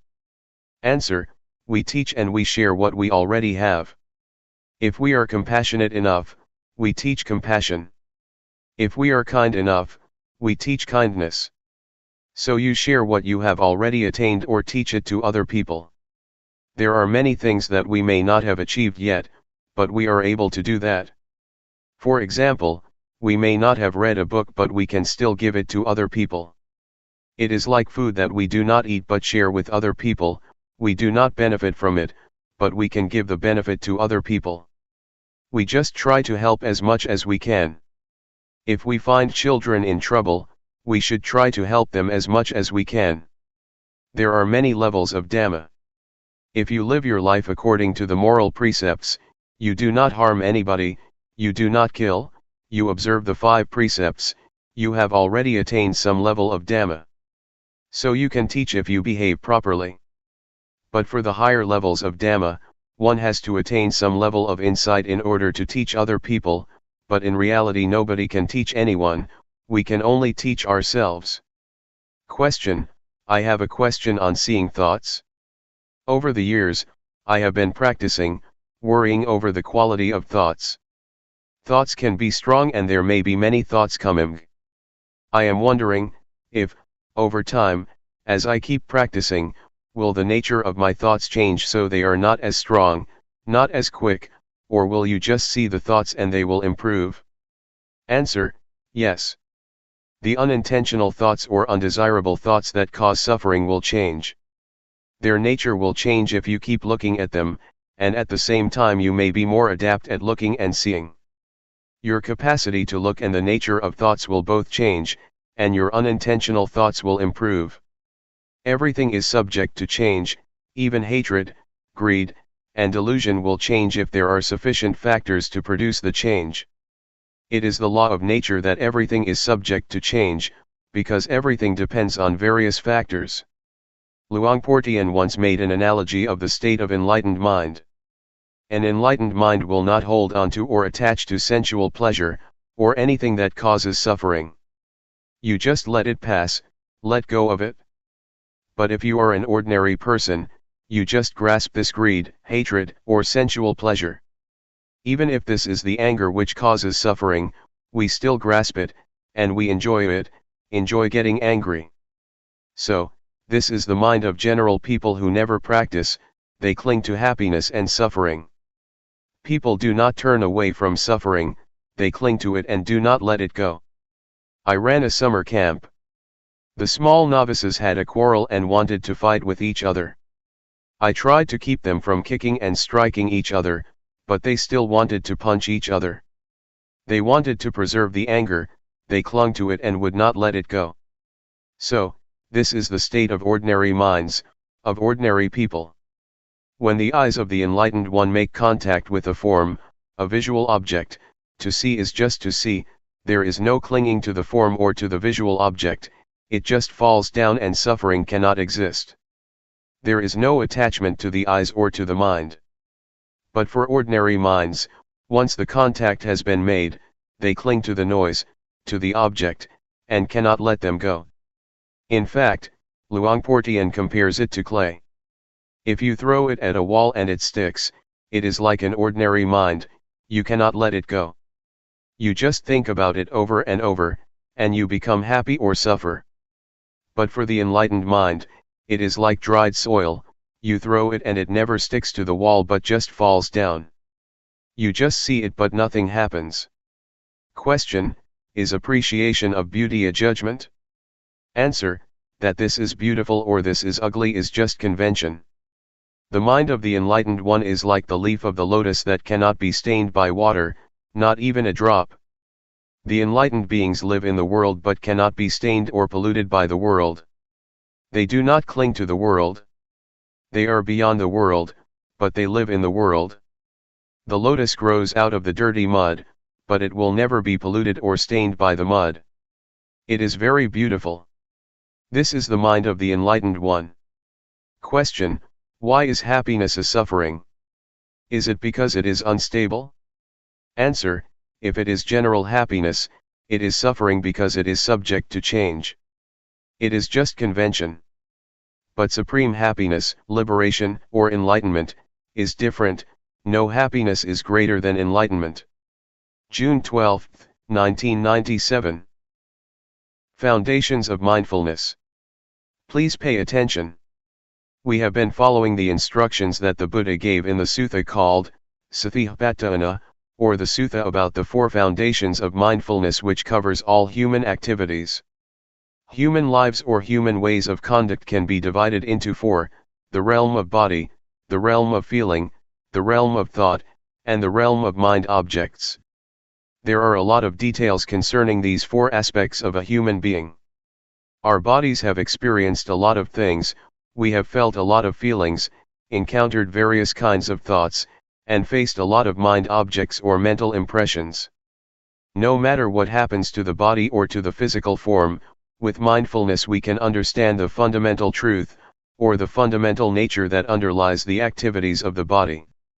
Mindfulness gives us insight into the nature of the body. The underlying nature, the fundamental law, that governs the physical realm is what we call the 3 common characteristics: impermanence, unsatisfactoriness, and no self. Feelings are also subject to the 3 common characteristics. Every kind of feeling, whether it results from contact with the eyes, with the ears, with the nose, with the tongue, with body, or with mind, is subject to these 3 common characteristics. Ultimately, feelings have no self. We cannot take them to be a self or a person. If we do not understand the reality of feelings, we will be their slave. We will try to struggle for the pleasant feelings, we will try our best to protect whatever can give us pleasant feelings. A lot of people are busy possessing objects that provide them with pleasant feelings, but they will ultimately find that they cannot keep them all the time. They are subject to change, to vanish. The Buddha always stresses that a feeling is not self, it is not the person, it is not the individual, so do not take it to be a person or self. Worldly beings who do not practice cannot understand what the Buddha said, but we will be able to understand if we practice hard enough. During the past few days we have been here, we may not have attained this insight yet, but it is within our capacity to see, to understand, and to have insight into the nature of feelings. We should understand mind or mental formations too. Thoughts, or mental impressions, are very important because if we are not aware of our thoughts they will give rise to anger, hatred, and delusion. They will give rise to pleasure, pain, sorrow, happiness, and a lot of conventions. Law, rules, regulations, and all sorts of things will come into play and your thoughts will proliferate without end. Thus we should learn to understand the thinking process. Can we see thoughts? Can we know the thoughts that arise in our minds? Do we follow the thoughts or do we just know them, just be aware of them? Do we suffer because of thoughts or do they make us happy? Can we see how thoughts are not self? Are we able to see them as void or empty of self? If we understand and see the thoughts that arise in our minds, thoughts are no big deal. We will become their master. But if we do not know the thoughts in our minds, they will control our lives, they will be our masters. To practice mindfulness meditation, we start by cultivating awareness of our bodies. We start at this point and then we become aware of feelings. Once we are confident enough to be aware of body and feelings, we will then go to the next step of being aware of our thoughts. We cannot jump directly to awareness of our thoughts, because we need to be skillful enough or it will cause us trouble. Our mindfulness should be cultivated and it has to start from an awareness of the body and our feelings. Once our mindfulness is developed enough, we will proceed further to train ourselves to be aware of our minds. We have to know the former step thoroughly first. If we ignore the awareness of the body, and jump to the step of mental awareness, we will become easily lost in our thoughts. To handle our thoughts and mental impressions, we need to know their weak points. It is as thought we are going to handle a snake. Snakes are harmful, but the skillful person who knows their weak point can capture them without getting hurt. It is like handling an elephant. Elephants are very big and strong, much stronger than human beings, but if we know their weak point we can capture and harness them. Whatever strength it has, however powerful it is, it does not matter because we know how to handle it. The same goes for our relationship with our minds and our thoughts. We have to know the weak point of our thoughts, then we will understand and will be able to handle them. We should know what their source is and how they are conditioned. With this knowledge, thoughts will not be harmful anymore.